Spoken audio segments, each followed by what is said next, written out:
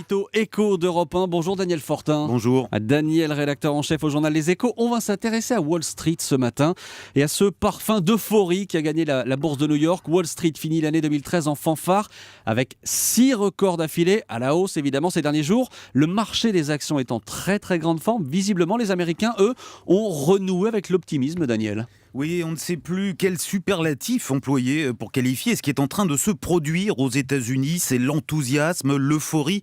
Certains parlent même de délire. En tout cas, un seul fait résume à lui tout seul la puissance du phénomène. C'est l'évolution des 2 indices phares de Wall Street, le Dow Jones qui classe les 100 premières entreprises américaines et le S&P 500 qui fait la même chose pour les 500 premières.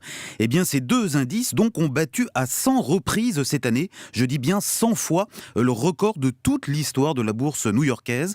Et ça n'est pas tout puisque de son côté, le Nasdaq qui cote les valeurs technologiques est lui-même très proche de ces niveaux himalayesques de 2000 avant l'éclatement de la fameuse bulle Internet.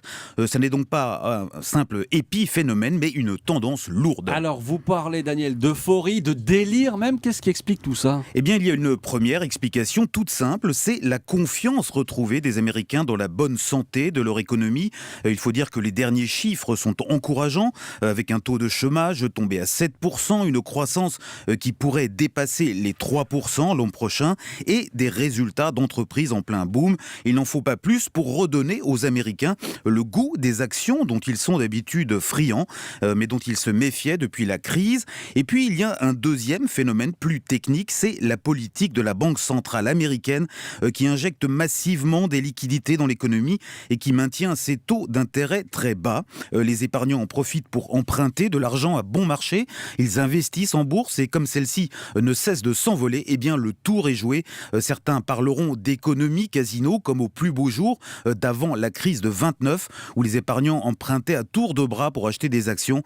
Mais aujourd'hui, il n'y a plus beaucoup de monde pour entendre les grincheux. L'heure est résolument à l'optimisme. Mais précisément, Daniel, est-ce que cette euphorie, ce phénomène peut durer ? Alors dans ce domaine, le pronostic est évidemment toujours risqué, mais c'est assez probable car encore une fois, les fondamentaux de l'économie américaine sont solides. Toutes les prévisions annoncent une nouvelle progression du taux de marge des entreprises américaines l'an prochain.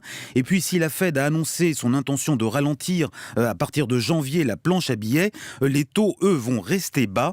En clair, l'argent restera très bon marché. Au fond, la seule crainte des investisseurs aujourd'hui, c'est que la reprise américaine soit trop forte l'an prochain, ce qui pourrait conduire la Banque centrale à resserrer plus vite que prévu sa politique monétaire. Trop de croissance donc pourrait à terme menacer la croissance. De ce côté-ci de l'Atlantique, cela ressemble presque à une provocation. Wall Street en très grande forme. L'édito Écho, c'est tous les matins à 8h10 sur Europe 1. Merci Daniel Fortin et à demain.